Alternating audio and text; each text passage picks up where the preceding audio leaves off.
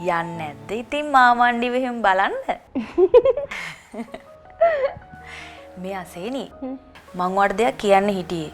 අර වෙදගෙදර කෙල්ලෝ දෙන්නට එහෙම පුද සත්කාර කරන්න දෙන්න නම් එපා. හරිද?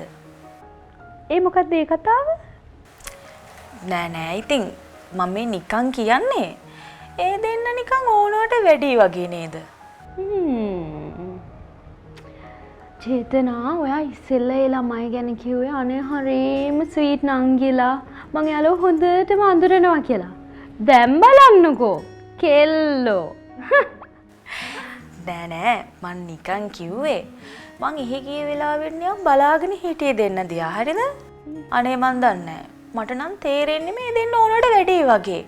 මං දන්නේ ඔයාටයි මහියටයි පොලායටයි තේරෙන්නේ නැද්ද කියලා. හැබැයි මට නම් එහෙම දෙයක් තේරෙනවා. මෙතන ප්‍රශ්නේ තියෙන්නේ මහි අයියටයි පොලා අයියටයි තේරෙනවද කියන එක නෙමෙයි. කලන අයියට තේරෙනවද කියලා. අනේ මගේ මහි අයියා නම් ඔය කෙල්ල දිහා බලන්නේ නැහැ. පේනවනේ ගියත් අහිංසකයා වගේ බිම් බලාගෙන ඉන්නේ. හරි අහිංසකයා වගේ බිම් බලාගෙන ඉන්නවා ඇති. හැබැයි ඉතින් කතාවකුත් තියෙනවනේ කෙල්ලොන්ගේ මායම් වලට අහු වෙන්නේ නැත්තේ කවුද කියලා.